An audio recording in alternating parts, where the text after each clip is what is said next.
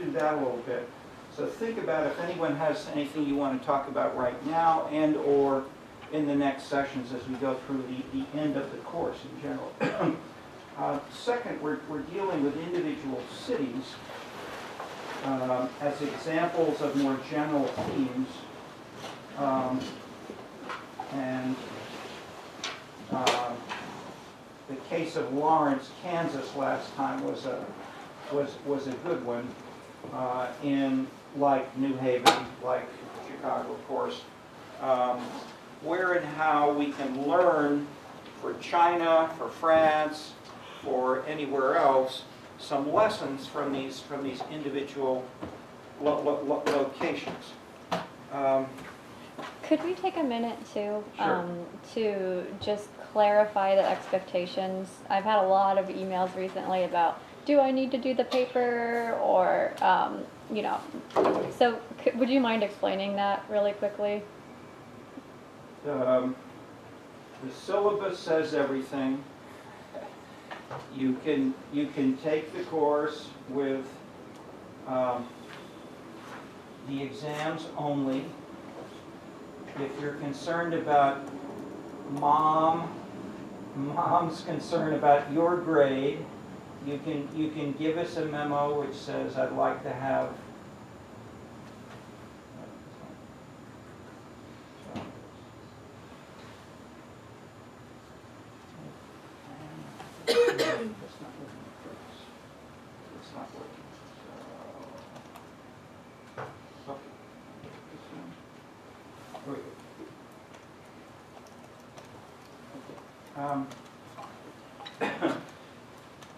to respond to mom's concern for your grades as well as your own, you can give us a memo saying you'd like to have a minimum of X, or you can take a P. If you want to always improve your grade, you can always improve it. That is, the more work you do, the more you'll improve your grade. So if you do the 2 exams and 2 memos, and then you put the 2 memos together with a little bit more, and that becomes a paper, that each of those will only improve your grade. So if you only do one thing, say just, you know, you're putting all your eggs in all your eggs in one basket, one. But second, you're simply showing us less of your creativity and your accomplishments. And if you show us more that you've thought about, you've read, I mean, even if your main reading should be first of all the stuff in the syllabus. I'd say it's a mistake to go off and say, I want to read about, you know, Palo Alto or Beijing, and ignore the readings in the course. Don't do that. Try to understand Beijing by reading, you know, about Paris, by reading about who governs. And say, how can I better analyze Beijing by comparing it with Paris in the 19th century, by comparing it with who governs in Dal. That's what we're encouraging you to try to do, to take away the concepts. The takeaway for you should be the concepts, and show us how you're able to do that and do it creatively. So I say that because many paper proposals tend not to do that. They tend to sort of focus very narrowly on one question and ignore the bigger comparative issues.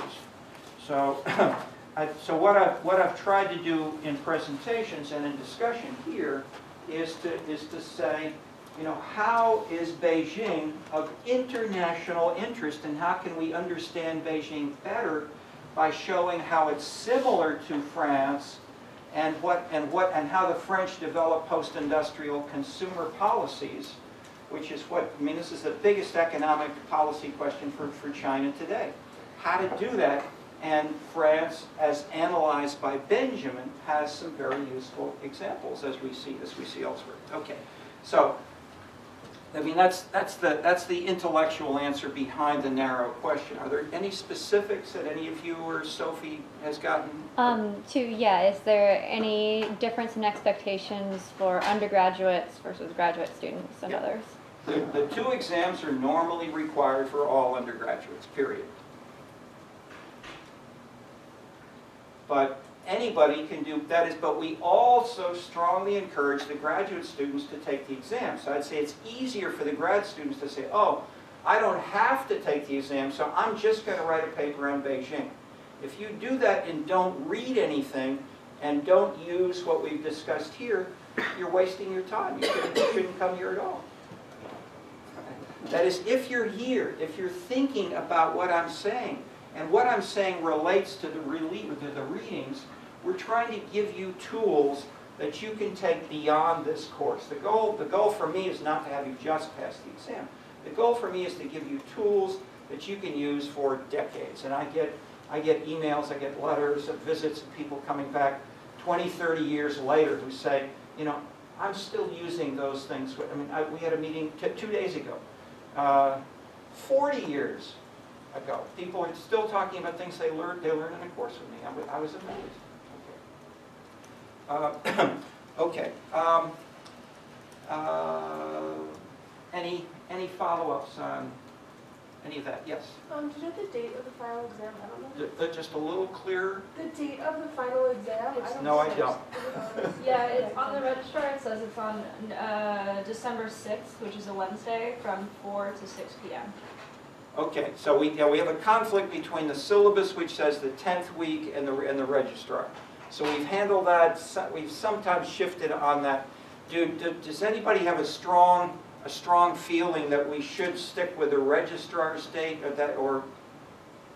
that is the reason we've tended to do it in the 10th week is also to give you a little bit to spread out your exams, so you don't have them just in the exam week. 1, 2, for students who are graduating early, or if you're going away for vacation or whatever, and that is, we found more students like the 10th week, and so that's the reason that we tend to be there. But if there are a couple of people, we've sometimes had special arrangements which we've been able to make. Yeah, anything. Okay, we don't want to get into 5 unique problems. If you have something more general, we'll talk about it. If it's you alone, we'll talk after class. General. Okay, general. I think it'd be good to do it finals week because we have the paper also due 10th week. Okay. And I have good, but like. That's maybe too much. it's That's too much you alone. Sorry. Anything there's not like that. That is something. Okay. We all have the paper due 10th week though. So- for this class. Say that again. We all have the paper due 10th week for this class. So I'm saying. True. Like, I'm True. saying But my answer to that is write the paper now. Don't wait till the 10th week. If you wait till the 10th week, don't bother to write the paper. It'll be bad. Okay. Work on. That's why we're trying to have discussion now every single week to help you think about your papers. Get a draft. Turn in 3 pages, 5 pages now in the 5th week, 6th week, 7th week. Let us react to those. Then put them together and you've got a strong paper. You wait till the 9th before and the 10th week and you write a superficial paper. I know. Yeah, I know. That's what I'm doing. But like. Therefore, the argument that it's the same week as the exam is fallacious. The argument is like it would be nice to spread it out even further because I know like probably a lot of us have a lot. Well, especially if some of us have concentrations on certain Yeah. weeks, and especially if it's a cumulative final exam, that's where it comes in. Because I know a lot of us are already working on our final papers and have been since like week 3, but it's more of the concern of having a large mass of things to study. Well, and especially because you also mentioned a presentation in the syllabus for the paper, so it's less about us wanting to like kind of be lazy, but more about just making sure that we can address both the paper and the Shall we test go to the properly. 11th and 12th week? Maybe the 11th. I'm just. I mean, following that example, we should meet here on Christmas Day. I mean, I'd be glad to, but most students don't want to. Okay. We're not going to argue about this. If someone has a completely different issue, fine, but not specifics of scheduling like this, I'm sorry. Okay. Do you have a new point? Yeah. Okay. Go ahead. I was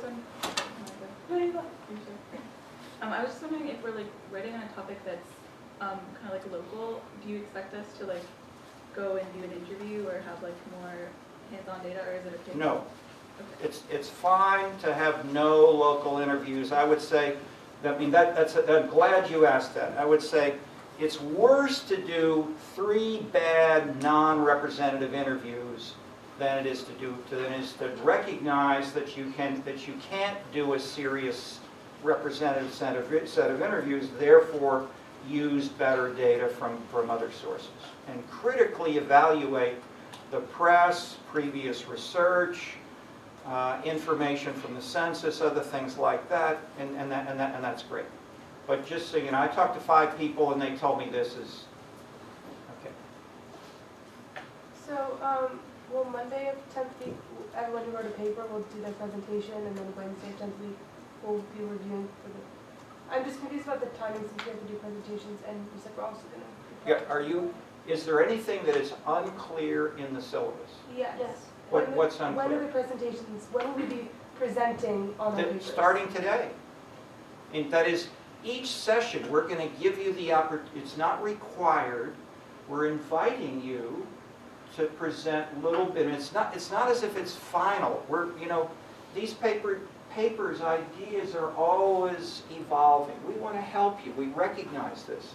If you present now in the middle of the quarter, as we move on, it's not going to be a final paper. The final paper would be better. And we see that. That is, I often have sessions, a student presents something, we say, you got one fundamental problem. And the student then completely changes the paper in 1 week and it gets a strong A. Okay. If she had turned in, this happened last quarter, I remember.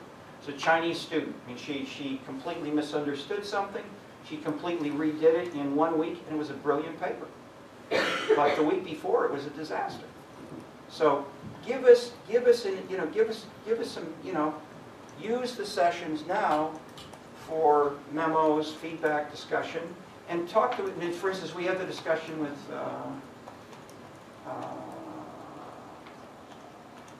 But we've had I think you've heard 2 or 3 fundamental questions raised. Excellent to raise them by you in this class. And we've been talking about, fundamental conceptions which you've had and which many others, distinguished professors, have published, and which we're discussing how they may no longer be appropriate, or where and why they may shift. That's the hard, big thing that's good to talk about and to be explicit. So, coming back to more specifics. Yes, we've reserved some time on the syllabus for presentations at the end, but we're also doing it earlier. Yes, you can do just the 2 exams and probably get an A, and probably many of you will, and that's great. If you want to be sure, you want to do a better job and learn more, do more memos, do more postings, discuss in class, etc. Yeah. This is a little bit more logistical, but just, are we gonna get the grade of our first exam back before the end of the quarter? Okay, let's follow up on that. 1 week after you took the exams, they were all read and grades were assigned. But Whitney has been doing other stuff, and she didn't annotate she didn't write comments on the paper, on the exams. So I said, could you please? And she started to do it, then she got hit with something else. So that's what's held us up. Sophie did that. Sophie has annotated them. So we're all a little frustrated. So a quick follow-up is, if you're concerned enough about the grade alone, we could give you numbers and grades pretty quickly, but I'm not sure if you'll have comments right away. So maybe we should do that, because now so much time has gone by. I'm feeling bad, you're feeling bad, and Whitney is feeling bad too. She's simply overcommitted at this point.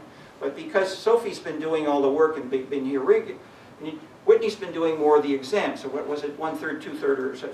She did 2/3. 2/3. I mean, so Sophie finished 1/3. Whitney's got the other 2/3. That's the source of our problem. So we apologize, but question. If you feel enough that you'd really like some feedback on the grade now, as soon as possible, we'll try to get you that in a couple of days, even if we don't have comments, and maybe Whitney can get some comments in a second round.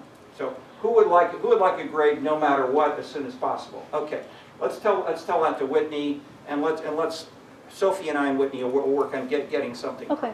I was going to say, if nothing has changed from the spreadsheet and it's just about comments, I could just show people who want to see after class. Okay, Does that no, make great. So Sophie has had hers for you know, a couple of weeks. So, Okay. okay. Thank you, Sophie. All right. All right, so our concerns are the same as yours. Yeah, more questions? I really don't mean to nitpick about this, but I do want to get the final exam date locked down just because I have, like, and I'm sure this is true for everyone, so much for so many classes, it just really helps to know what, like, the timeline is in terms of how I'm going to space out my preparation. So your question is, what is the date?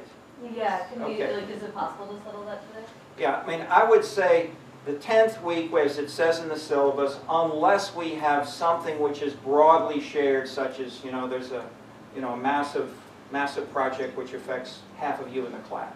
And if we've got 2, 3, 4, 6 people, that's normal for whom there are problems. I mean, choose any day with a class this size, and there are always at least 10 people who have problems. You can't have, this is a classic Samuelson-Arrow paradox. You can't be totally democratic with you know, to try to achieve economic efficiency and have unanimity. If you try to have unanimity, you have disaster. You can never make a decision. Okay. Remember that, if nothing else. Okay, it's not just this class. And therefore, what did the economists say for 20 years? Don't study politics. It's too complicated.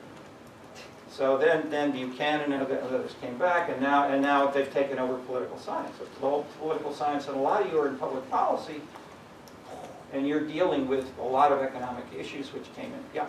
So to clarify, it's 10th week, right? The exam is going to be 10th. Yes. As in the syllabus. Yes. Is that Monday or Wednesday? That's a Wednesday. Whatever it says in the syllabus. Okay. So we're definitely starting presentations today? Like Yes. some? Okay. Yes. That is, it doesn't have to be the only, it doesn't have to be final.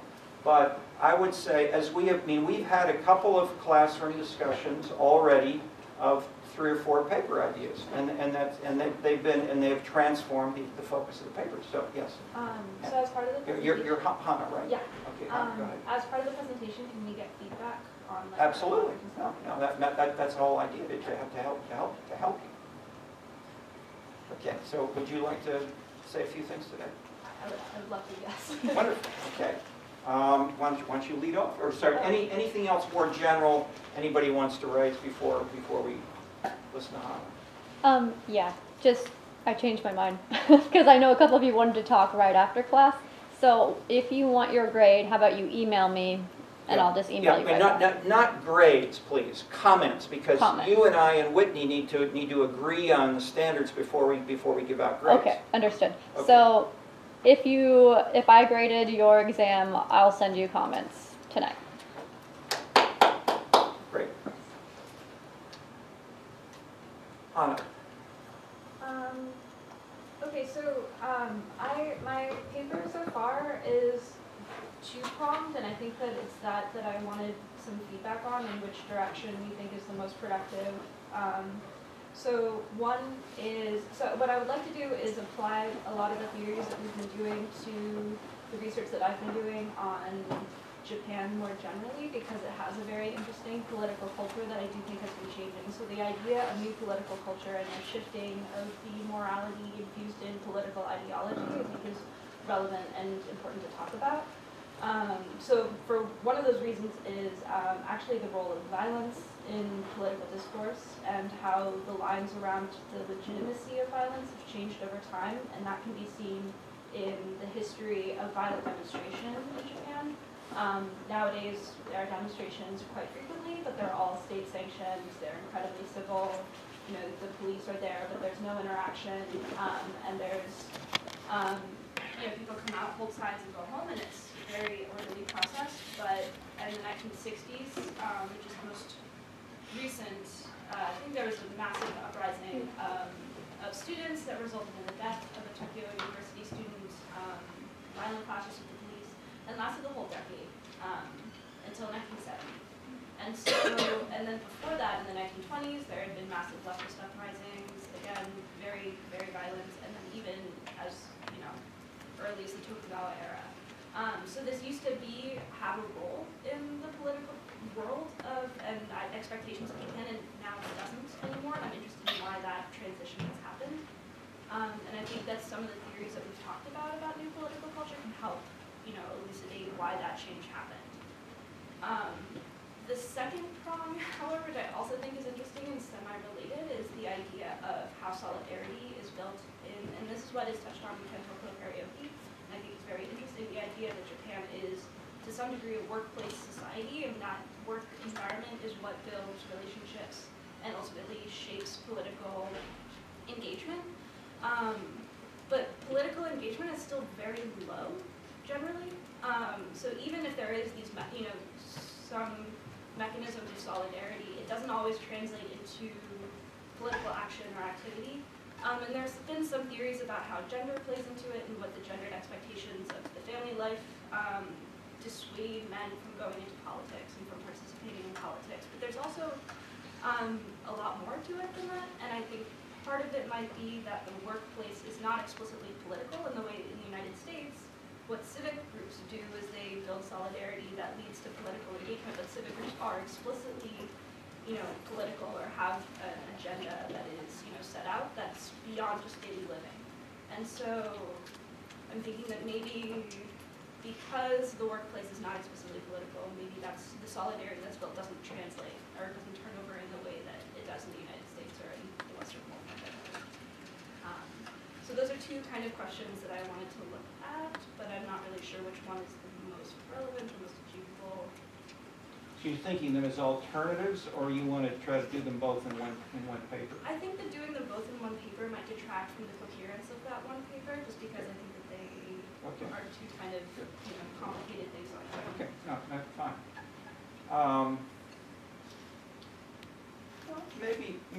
Maybe the first, and that is I can see a coherent, but that is, everything you said seems completely consistent with what I've seen as well. So I have no disagreement with anything you've said in terms of the account and sort of historical, factual documentation. Question is how to interpret it, how to make sense of it in terms of a within Japan framework and an international framework. And why don't we try to do that for a minute or two? Is this, it's good to have Japan because we got 5 or 6 Chinese here, and also it makes us more conscious of the cross-national variations.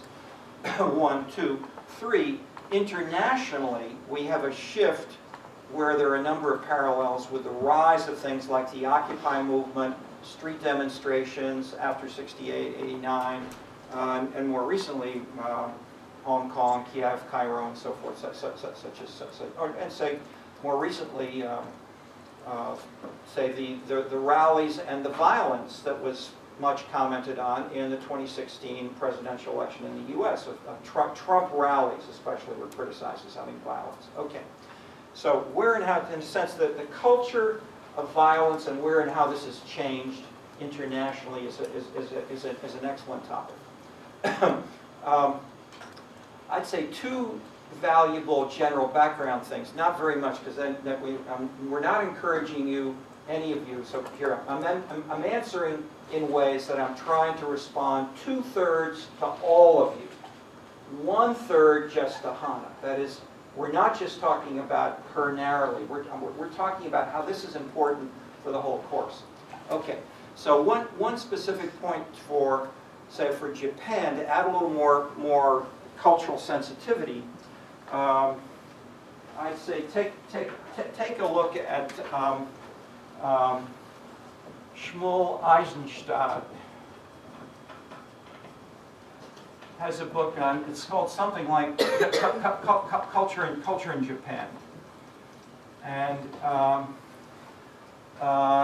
it starts with the late 19th century reforms. That is, Japan at that point said, we want to incorporate some of the Western activities, some Western institutions, that is, we have to compete with the Germans, the Americans, and so forth. How can we compete and keep up and yet still be Japanese? How can we do this in a way that has the best of both? And so what he takes is a series of he takes a series of innovations that the Japanese embraced and how they reshaped them to make them more consistent with Japanese culture and tradition. Some of this was done right at the beginning, but many of them changed gradually over the whole 20th century. They were continually modified after they had problems and they didn't seem to work. There were conflicts within Japan. So he does it very, very sensitively, building on a lot of stuff. The earlier background, that is just say one thing. When I go to a new country, and I still consider most of Asia new for me. That is, I have a Western background. I know I have Western biases. I try each time to overcome those biases. And the first thing I read is literature and poetry. So if you read the literature and poetry of Japan, and you read the introductions in the English translation, there are about 50 books and things where the introduction is written by a guy named Donald Keene. He's an honorary Japanese, and he wrote a column in the leading Japanese Asahi newspaper. And so he came to a conference and he met with our scenes people, and I said, how can we convey some of this? So let me give you one example of violence. The Kabuki theater now has all male actors, and the males play female roles. Why do they do that? Because there was a concern on the part of the emperor and the court to pacify the samurai. And the samurai were the knights who carried their swords, and when they were not fighting, they were boisterous and violent. So one thing they did from an urban standpoint, let me add 2 points. When I've gone to Japan, you walk along in a Japanese city, Tokyo, Osaka, others, Nagoya. You walk along, and it looks like Paris or London or New York. Then suddenly you've got pinball machines, you've got slot machines, you've got gambling going on, people drinking, and lots of these for 2, 3, 4 blocks, and then suddenly it ends. Why? Anybody have an answer? That's related to the Kabuki question. Entertainment districts have kind of historically maintained their geographical boundaries, so what used to be an entertainment center becomes like a new entertainment center. Yes, but why were they created as entertainment centers in the first place? Pachinko stalls? Sorry, yeah. To occupy working men. No? Yes, but which working men? What were ranked then? The samurai. These were only for the samurai. So the famous 19th, this is why this is internationally important. Where did the French Impressionist idea, Toulouse-Lautrec has got lots of Japanese motifs in French Impressionist painting. And the Japanese paintings, the drawings, not paint, there were drawings of elegant women and the life of some of these. They were really they were called licensed quarters. They were licensed that you could do more things there, like gamble and be more and drink more, be more rowdy, and you would not be arrested by the police. But also you were normally expected to be a samurai. So the samurai, maybe some others, but especially the samurai, in a sense, were treated with respect. They could be more violent as long as they stayed in their areas. And these were then but today you find these in Japanese cities. Okay, so Keene has written about this. Similarly, Kabuki, when it started, had male and female actresses. When they went to the licensed quarters and they performed, what happened to the females, the female actresses? samurai went up on the stage, they grabbed the females and they carried them off and caroused with the females. Okay? So what did the theater do after that? No female actresses. And today, there are no female actresses in kabuki theater because of the violence of the samurai several centuries ago. So there's a residue today in Japanese cities and cultural policy based on calming the violence of the past. I mean, a related, you don't have your hand up. Oh, I do, but Okay. when you're done, Okay. because I studied last quarter Tokyo and stuff, so. Terrific, terrific. Now, but I mean, you want to fold in a question, or you're commenting on my interpretation? I guess, yeah, like I can add on, because those are Okay. like further advice. Okay, well, let me get along a little further, and you can comment on what I've got here. Okay, so we got Damokin, licensed quarters, kabuki. Damokin came to one of our meetings, and I said, what can we have people read from your insightful work? That is, he translated this work from Japanese and English. He wrote the introductions. He's steeped in Japanese culture. He's very smart and creative. He's a professor of literature at Columbia. But he's back and forth in Japan. So he said, and he's got a website with lots of stuff. He said, have them read Yoshi, Y-O-S-A, Yoshimasa, and M-A-S-H-A, Yoshimasa, and the Silver Pavilion.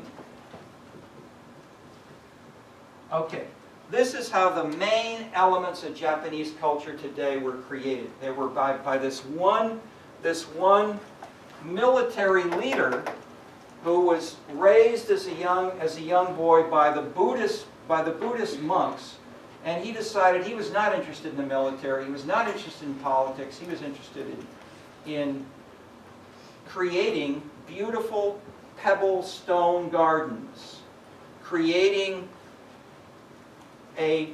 what they now have, writing of poetry, where one person, you drink together, you write 2 or 3 lines of poetry, then the next person writes 2 or 3 more lines, and the next person writes a few more. So it's group writing of poetry in a sort of convivial setting where the communality and so just examples of pebbles, the Japanese tea ceremony, the tea service. So most of these existed in China. So these were Chinese, but they were adapted to Japan in ways that were not just the same as in China. So how they got and these are still pretty much the same today in Japan. But these go back, 400 years. Okay, so Yoshimasa, so what Keen and the Japanese historians ignored this guy. They said he was a military disaster.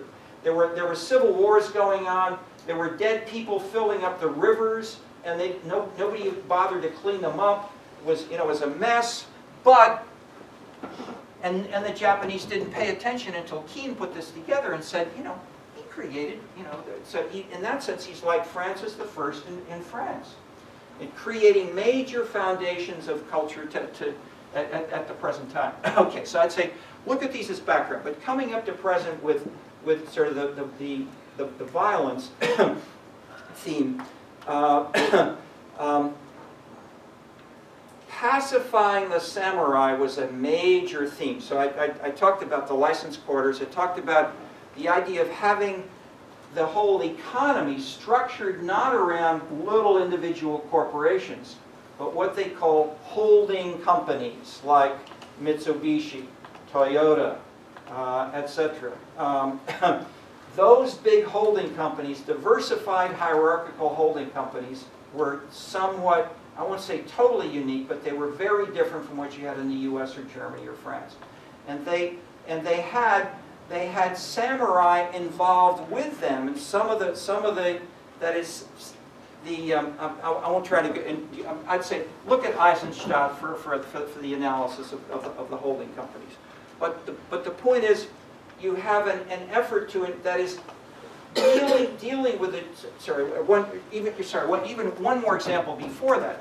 That is, the emperors of China and Japan over the years as Pareto wrote about this, they became more and more aesthetic. They became more and more, the court life, as Habermas discussed for the continental Europeans, became more and more feminine, lady-dominated, flirtatious, aesthetic, elegant. And they didn't talk about war, military, stuff like that. So what happened? Both China and Japan had serious military problems. So basically, they developed a separate hierarchy of the military leaders, separate from the court, where you had, and so the samurai play more of a role there. So in a sense, I'm simply saying that looking at these military, political, and economic elites historically gives you a framework which can be with variations used to explain why is France different from England, why is China different from Japan, why are these different, how do these regions also shift? Yeah, Hannah?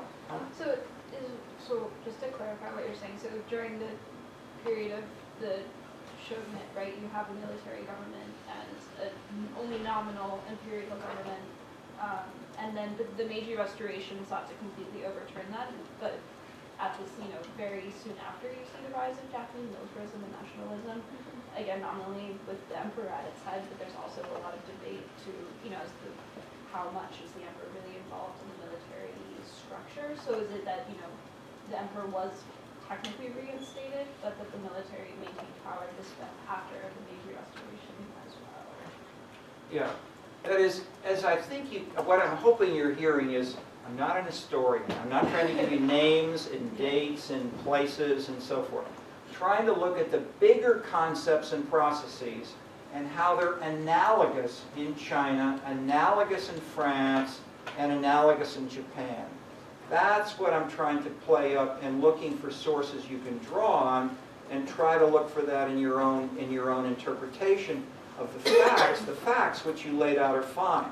But what I'm trying to help you get pieces of a coherent interpretation, and so that's what I'm trying to focus on. So the segmentation of the court from the more military, and how generally that sort of issue specificity was a way of resolving this conflict, that you could have both. Okay. As we get into the 20th century and up closer to the present, clearly you had, you have the rise of aggressive militarism in the 1930s, leading to World War II. After that, you had the heavy-handed General MacArthur administration, the imposition of Western American democracy in the official institutions.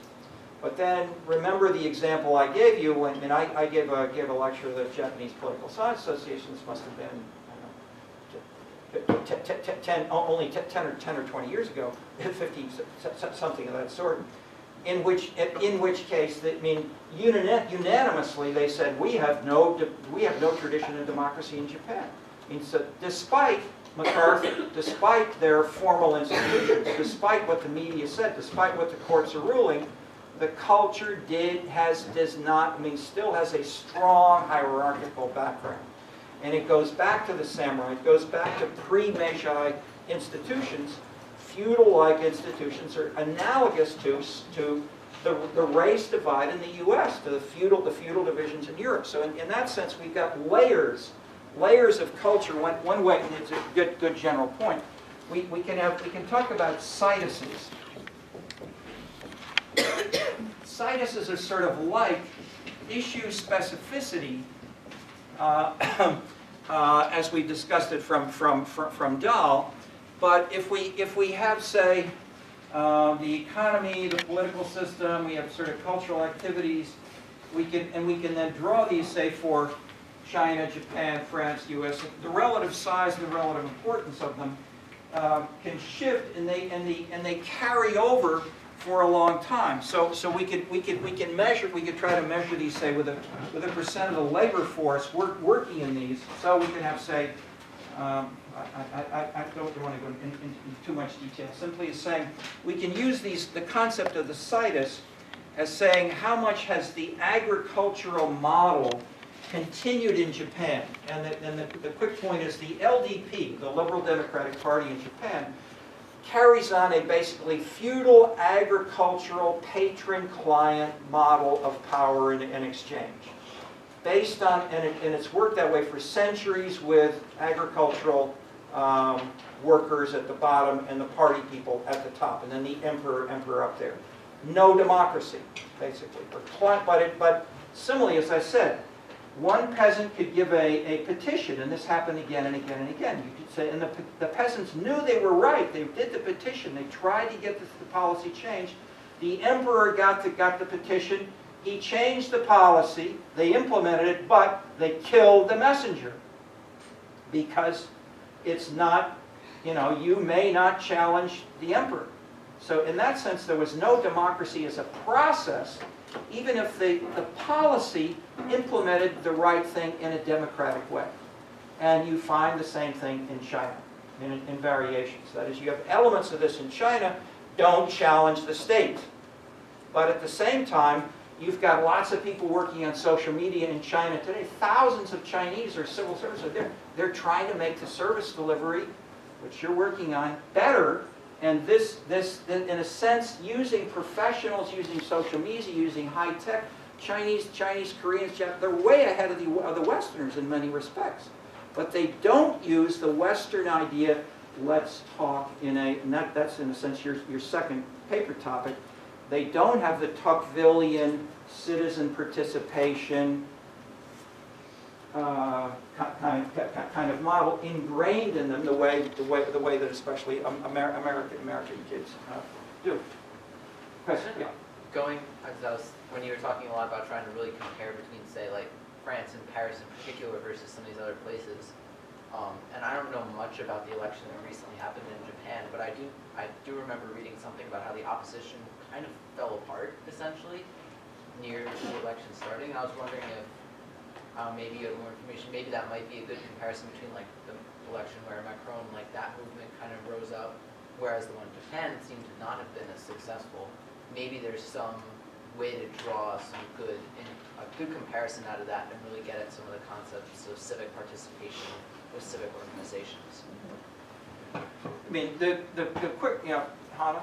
I just think that France and Japan are really interesting comparisons and actually might be the most apt East-West comparison for a lot of reasons. A lot of the cultural assumptions are congruous, more so than maybe England and Japan. Yes, indeed, and that's the point. I'd say for China and Japan and Korea, France is often the most interesting Western country because the state is so strong. And you can see this visibly. At the same time, you have, since 1789, the French Revolution fighting against the hierarchy of the state. So you have the same basic institutions. And the Chinese have adopted Francis I, academies of science, academy of letters, and so forth. Those institutions are there, but they're working but they're not being challenged within China in the way that they've been challenged for hundreds of years in France. So in that sense, that these are useful. Okay, yes.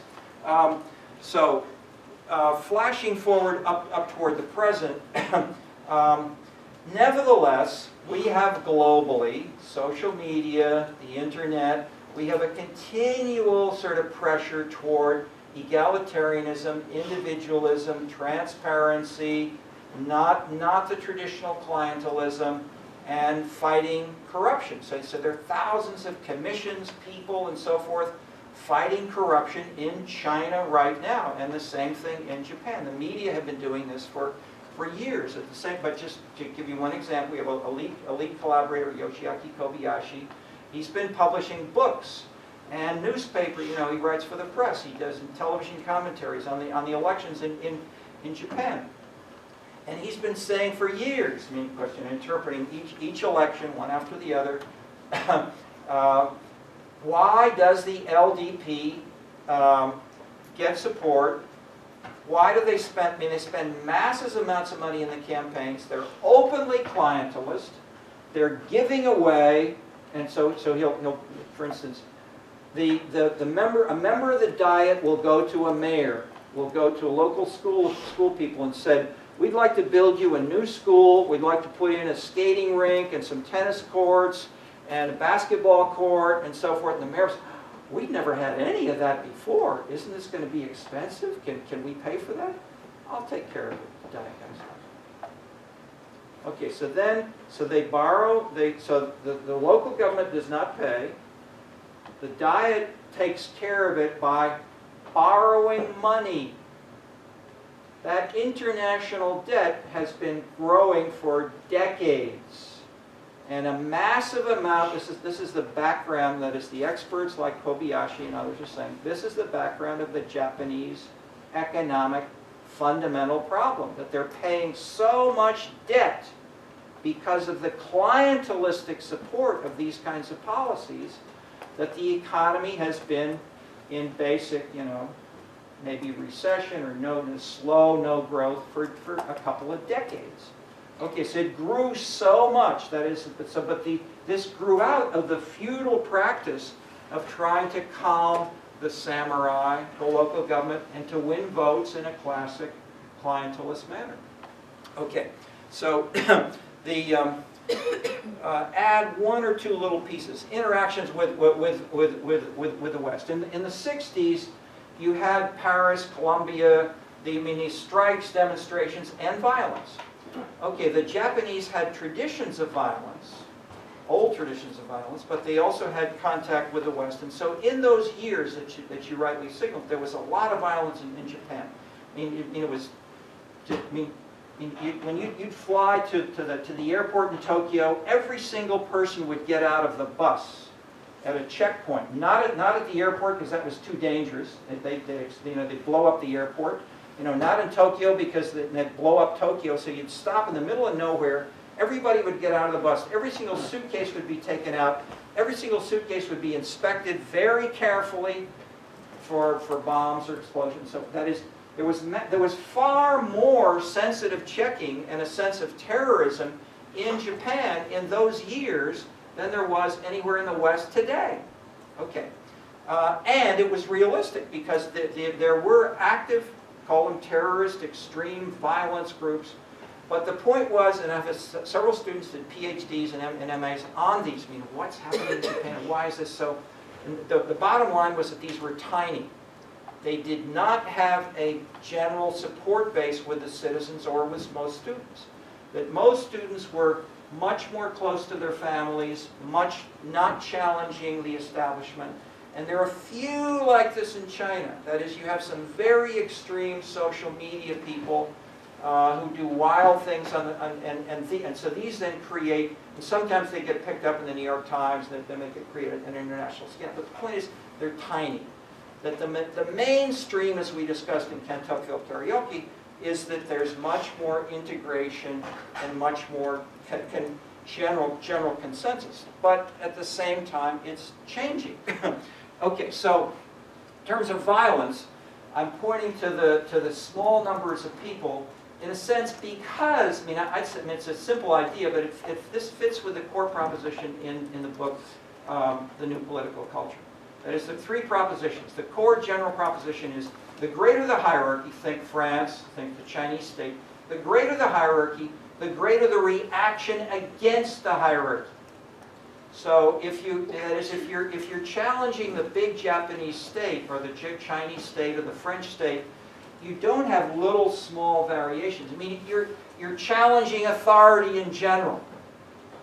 And so 1968, Tiananmen Square, these were treated rightly by the participants there as questioning authority.